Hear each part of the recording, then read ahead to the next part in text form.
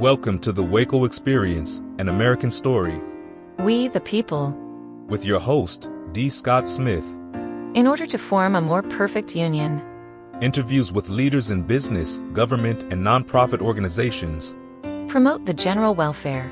Jobs, products and services, and infrastructure for strong communities. Secure the blessings of liberty. The WACO Experience is an American story, a story of communities across America. It is your story. AI is intriguing to me in a few different ways. I actually developed a campaign in 2024, and we used AI for everything: the social media ads, the television ads. Everything was generated with AI. Then you'd zoom in and find out that there was a monster in the background, or that one of your main characters had 3 legs and 12 fingers. I think that's going to get better and better. I'm D. Scott, host of the WACO Experience, an American story. Find the podcast replays of our stories online at thewacoexperience.com. Today's guest is Mark Senefsky of ModeForge. Mark will be sharing his experience from the early days of the World Wide Web. Remember when we called the internet the World Wide Web? And he'll be sharing his thoughts about artificial intelligence. This program is made possible by our sponsors, White Bluffs Construction. You've probably seen the work of Seth DeMott and his team at White Bluffs Construction, such as at the WACO Waffle Company. Custom building, home remodeling, and right now, get on the schedule to build your patio, deck, or pergola. Call Seth at 254-227-2002 and visit the website at whitebluffsconstruction.com. We had healthcare insurance questions, and Monica Shannon of Texas Healthcare for You has the answers. It's Medicare open enrollment until March 31st. Let Monica help you and your family. Call her today at 254-339-3421 and visit the website txhealthcareforyou.com. That's txhealthcare, the number 4 and the letter U.com. Biddy & Beau's Coffee at 110 Franklin offers hot and cold beverages, catering, and provides employment for people with disabilities. Drop in today at 110 Franklin in Waco. ChordBuddy is the world's best way to learn guitar. 100% U.S. made, this learning system will have you playing real music on a real guitar right away. Shop today at ChordBuddy.com. Comic Fest Waco is coming April 5th. This free and open to the public event is all about literacy. Comic books and graphic novels help our students to read. Follow them on Instagram at Comic Fest Waco. Well, hey, D. Scott here, and we are back at the Greater Waco Chamber of Commerce. Today, we have Mark Senefsky from ModeForge, and let's give the website modeforge.com. That's ModeForge.com. Take a note. Let's find out what that means. Mark, go ahead and let's give an introduction to yourself here. Yeah, great question. ModeForge. What's that about?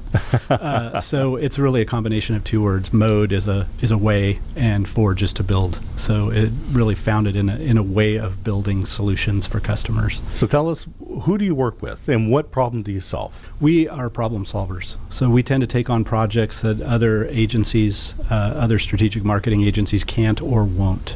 We tend to ask a million questions of the client when we meet with them, and we're really looking for solutions that tend not to be commoditized but are bespoke.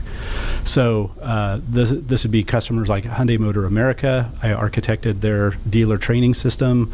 Jesus Film Project, I developed a project management solution to help manage the streaming of over 2,500 different languages for an hour-and-a-half long movie about Jesus. Or say Schubert helmets. They're from Germany. They make all the Formula One helmets, and they had some challenges in North America, and I was able to help them with those. All right, so you've got a pretty impressive list of clients right there. I've heard of those folks, except I'll say with the exception of the helmets. I wouldn't know where to go if I needed a Formula One helmet. Yeah. How did you get involved with Hyundai and these big name projects? You're here in Waco. I am. Just to remind people, this is a ModeForge. You're a strategic marketing business, and you're working with some pretty impressive clients from here in Waco. Let's learn a little bit more. Yeah, so it tends to start with an introduction or a phone call.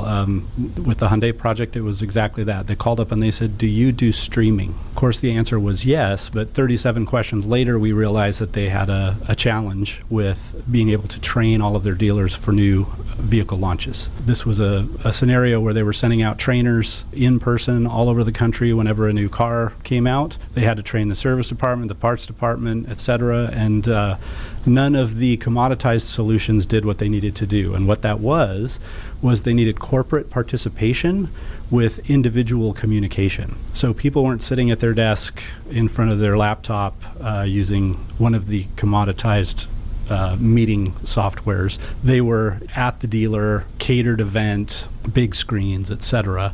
And they were trying to make a digital version of that. And so we set up a studio. We had live presenters, teleprompters, the new vehicles themselves, etc. The dealers would all log in to this private event and participate. And one of the funny stories is some of the people would be sending their messages through the employees at the dealer, and they'd be saying, "This isn't live. They totally filmed this some other day," etc.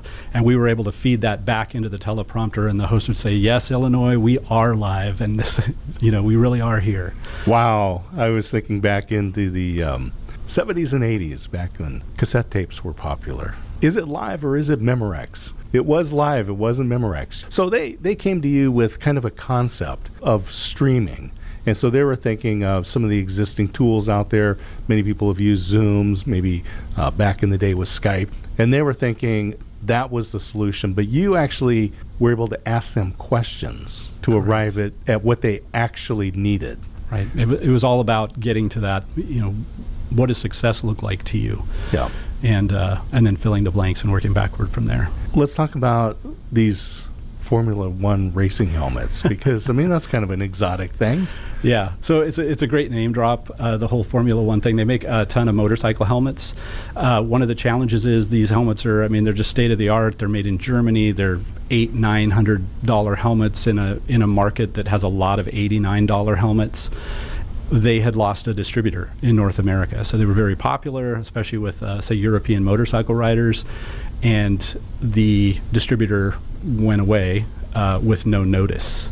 So it left their entire North American market with no way to do warranty, no way to do new orders. And so what they decided to do is create a wholly owned North American subsidiary, it's a mouthful, where they would really be here in the States and not rely on another wholesaler or distributor to do that. But we had a lot of messaging work to do with the dealers to get the message out that, okay, they're serious, they're putting their money where their mouth is, and literally bringing the company to North America so that this never happens to you again. So you're a specialty marketing company. If I needed a website, I probably wouldn't come to you. Correct. If you had a challenge with your website, you might. You use the commoditized products and you're not getting the result you expected. But I do tend to do projects where the solution isn't obvious. You can't spend $49.99 with some vendor and get it. Mm-hmm. So this is really looking at what we might call marketing technology, or MarTech, right? Correct. But specialized and adapted to the business's specific need.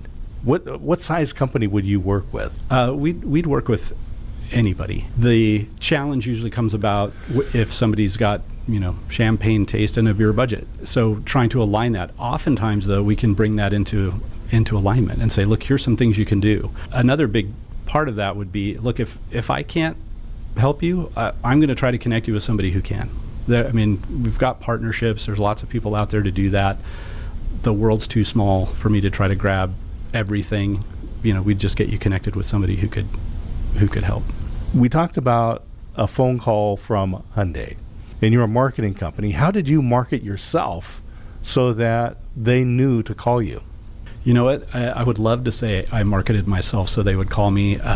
It was network. We had done a ton of work. I mentioned the Jesus Film Project. We'd done a ton of work on that. Some partners, some referral partners that, like I'm talking about, had gotten a call for some equipment. They were asked that same question, do you do streaming? They said, no, we don't, but you should call Mark. they called me, and they literally said, the last vendor didn't ask any of these questions. And I said, how'd that work out for you? Really, networking is a very efficient form of marketing for small businesses. And so you got business through networking, through the Jesus Project. How did you get involved in the Jesus Project? We'll go back another step. Gosh, man, this is back in the late 90s, probably. For those that aren't familiar, the Jesus Film Project, they made back in the 70s, they made an hour-and-a-half movie, feature-length motion picture of the life of Jesus. They translated into every language in the world, and then they literally would haul projectors out all over the world to show this movie to people in their, what they would call their heart language. So when streaming first came out, believe it or not, Yahoo was the cheapest game in town, and it was about $14 a meg to stream video.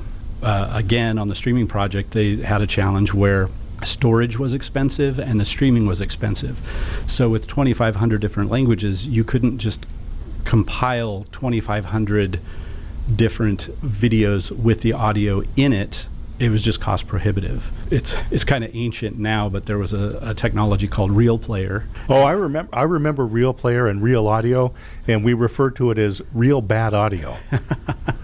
So, but it had something great going for it, and it was called Smile, which was a language that allowed you to stitch a separate audio file to the video file, and it had a couple different benefits. One is you could align the lips with the sound a little bit better, so they had basically one English video, and then we would align the audio files in real time within the browser so that they could create all of those different versions, and it saved a ton of money on the translations themselves, on the storage, and then ultimately on the streaming.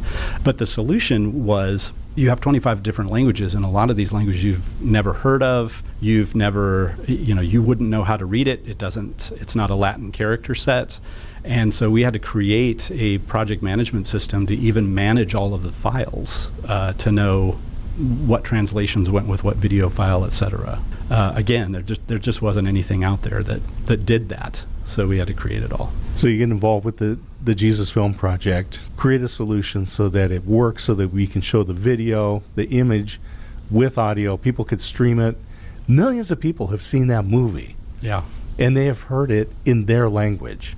Correct. As you said, in their heart language, something that resonates with them. Mm-hmm. That's a pretty good accomplishment. Yeah, it was awesome. I love that one. I like them all, but I like So today's guest, Mark Senefsky, ModeForge.com, specialty marketing, solving problems, technical problems in the marketing world, small businesses, large businesses, some well-known projects. Very fun. How did you get involved in this? What was your path? Oh, man. So when I got out of the Marine Corps in 1991, a buddy called me and said they're releasing DARPANET, which is the Defense Department's communication internet, for lack of a better term. He said they're releasing DARPANET to the public. This was not true, but it was true enough. And I knew three things the other guy didn't. I had sent an electronic communication. I was a nerd. I liked design and everything that went with marketing. The short version is I was attempting to do a lot of traditional marketing. And back in the day, the challenge was you had to actually get your stuff printed to put it in the portfolio. You had to get the project. You had to have printed materials to show that you had, in fact, done a project.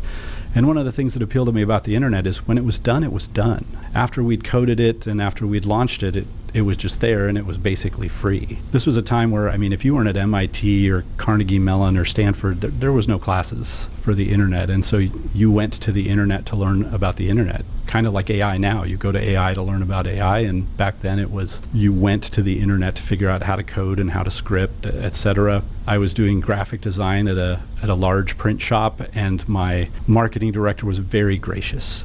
She thought the internet was a fad, which was a fair assessment in 1995.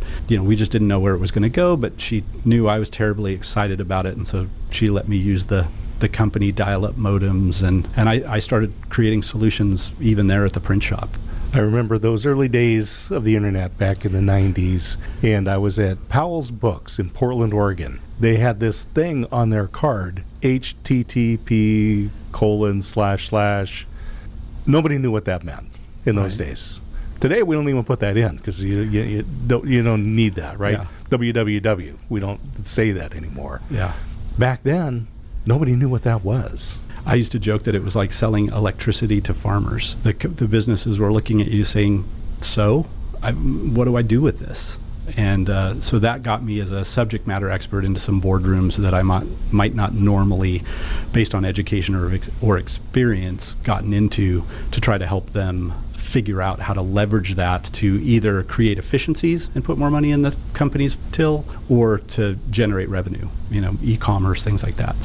So you came out of the Marine Corps and you got involved in this early on, and so you have seen a lot of these changes over time. So what is some of the most remarkable applications that you saw early? That is a great question.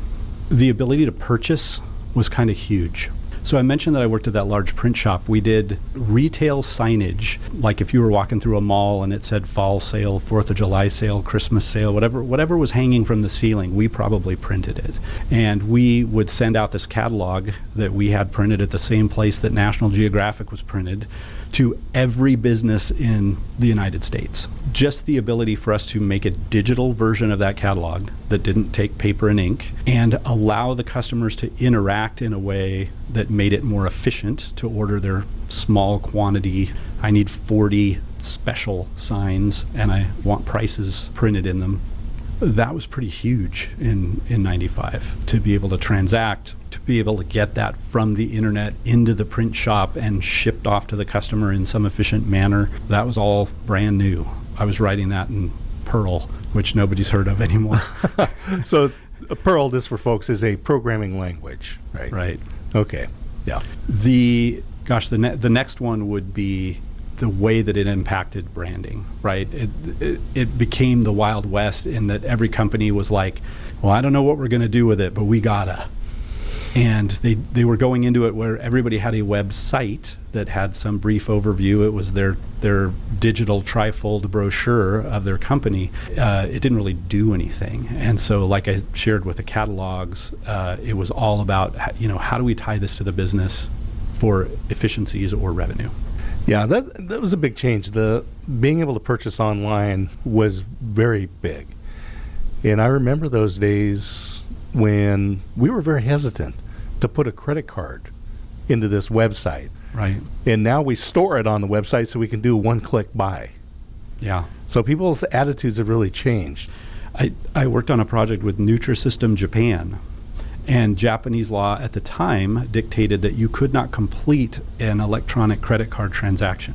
So it looked like e-commerce. You put in your credit card number and you'd hit, buy. What actually happened was all of your information was printed onto a file and faxed to the company in Japan. Digitally still, a human didn't do it. And you would have to sign that document and get it back to Japan. Even though the technology was capable of it, just the policies of the Japanese government at the time dictated that you couldn't do an electronic transaction. What we expect has changed significantly. Absolutely. From those days. I remember being online early, it was probably the late 90s, and going to a travel website and booking a cruise and putting my credit card in, putting $1,000 into there and wondering, is this the safe thing to do? Nice. Right? And now, like I said, we store our credit cards, so I'm on my phone and I can just go, just order that and send it to me now. Absolutely. We talked a little bit about what you're doing, your journey into this. What are you seeing? You mentioned AI and how that has become the Wild West. When we first had Web 2.0, Web 2.0 was the dawn of social media, and it was user-generated content. And this is Facebook and these different platforms, right, where us mortals could put stuff online, right? There were people at the time that said they knew how to do it. And I knew it was more art than science. Now it's probably more science than it is art. Where are we at with AI? You mentioned this is the Wild West. Let's talk about that. So AI is intriguing to me in a few different ways. One is kind of in the back end. Where are we getting this data? how do we vet it? How do we know what AI is using to generate the answers? The impact on that, say for a bank, is huge because banks have to test everything. They call them models, and they have to test everything that the bank does for the regulators. The challenge is nobody knows what's happening in the black box of the AI. So you're left with these tests like, well, I gave it this input and it gave me this output. Well, how does it work? I don't know. You kind of have to shrug your shoulders. The other is the more obvious, and it's super fun to play with, but prompts for images or videos, those types of things. I actually developed a campaign in 2024, and we used AI for everything: the social media ads, the television ads, everything was generated with AI. The challenge was AI did some fun stuff. We had to get out the magnifying glasses after because we would look at an image and the rough overview with the human eye was like, oh, look at this. Look how beautiful this is. This is great. Then you'd zoom in and find out that there was a monster in the background, or that one of your main characters had 3 legs and 12 fingers. Some of these, what they call hallucinations of the AI, etc. But I think that's going to get better and better. What it didn't do a good job of was the curation of that content. We still used an art director. We still had to come up with a look that we liked and prompt AI and use what are called seeds to make sure that we could have a consistent story where all of the characters looked the same across multiple images and video. The other one is, and this is probably the last one, but what are we going to do as marketers and advertisers when the end user bypasses our branded digital content? Meaning, with the old Google model, you did a search on Google, you got a result, you clicked, and then you were at the brand. So let's say you went to Nike. Nike got to control that whole experience after you clicked on the Google link to go to Nike. With AI, you can bypass all that. You can say, what's the best price for this shoe? And it's just going to give you a textual answer, and you may not have to link anywhere. And so it's going to be interesting to figure out as marketers what we do with that when we bypass this whole tier that we've spent trillions of dollars building. There's an interesting thing, because Google started as a search engine. Didn't know where to go. Back in the days when we said I was going to surf the web. Right. I remember getting on and told my wife I'm going to dog paddle in the web because I didn't know what to do. So we used these search engines so we could find content that was out there. You do a search, the list would come up, you click on it, it would take you to that website. Google said, we don't benefit by people going to those websites, so we're going to summarize it. And so you see these Google business places. So I look for restaurants near me and they pop up, and the menus are there on Google, and the images and the ratings. And so I never actually go to that restaurant's website to learn about it. AI has taken that a step further, and now it's compiling these searches and giving me a little summary. Whether it's accurate or not, we don't know. But I am getting a summary up front. Correct. And so I'm staying within the search engine platform, in this case, Google. One of the interesting things with AI that I've been playing around with is a little departure from that search side. So I have books that I've written, my own copyrighted material, and I input it into ChatGPT and created an interactive course on that material. So rather than doing the static videos and here's the information, I can make it interactive with the person. But as you said, I don't know what goes on in the black box. Even though it's drawing from my information, the output may or may not be accurate. And I don't know, because I can't test 100% of the people who try this thing out.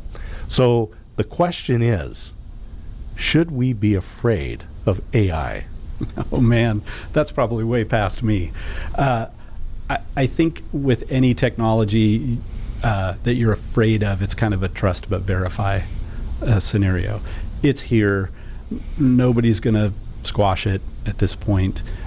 So it's, where are the guardrails? How do we protect ourselves?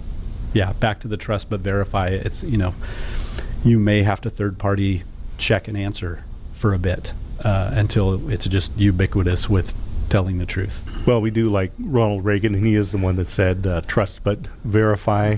I remember when I was in basic training, and I was in the Air Force, and they said, don't believe anything you hear and only half of what you see. I think today that what we see should be is as suspect, and I know there's a lot of voice technology out there that can mimic voices Right. very accurately. I was listening to an interview with a DJ who has an AI version of herself. She's not afraid of it taking her job away, by the way. And she sees it as being an enhancement and being able to do stuff that she couldn't do because of time constraints. Right. In the last moments here, tell us what your visions are for the future of marketing and this technical marketing, AI. How does this all work for businesses, especially here in Central Texas? Right. I think the biggest benefit to everybody is I think things are going to get cheaper. It used to be, I look back at, say, video, when we were doing things in the mid 2000s. I mean, we were still using, like with Hyundai, we were still using cameras and sound guys and grips and gaffer tape and, you know, all of these things. And we were so frustrated that this new iPhone had come out, and now people were just satisfied with this awful quality of video for the internet, and they were just posting things on YouTube, and we're, like I said, we're terribly offended by it, but that was the direction. So I think a lot of these things for marketing, you wouldn't have to pay someone like me to, say, write 1,000 articles, and that, say, use a copywriter that's gonna, you know, have to write 1,000 articles for you at, say, $50 a piece, and then, you know, that's just a huge number. Now you can generate a lot of those things yourself. Or, I mean, there's a lot of tools now that are just going to generate that on the fly for you. So that's why I'm trying to figure out, like, okay, what are we going to do with this, with AI? How's AI going to take that? Because we're all still kind of looking at, say, Google search, which I wouldn't call old-fashioned, but it's a completely different paradigm than a digital assistant that's looking to help out the individual that's asking it questions. And so I think it's going to take a lot of the things that we really hate to do away, which is awesome. I used to tell my marketing teams to think about all the stuff you hate doing in your job. I bet you ChatGPT will do that for you. And that allows you to focus on the things that you love, the creative things, the human things, the idea things, where it's not just regurgitating known knowledge, but where you've got that spark of inspiration that humans get. We're really operating within our gifting, as opposed to, you know, trying to just replicate or regurgitate volumes of text or administrative work. Well, that's beautiful. Mark, thanks for taking time today and talking to us here on the WACO Experience. Yeah, thanks, Scott.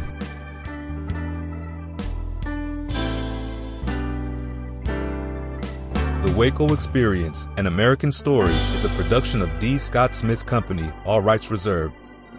Thank you for listening.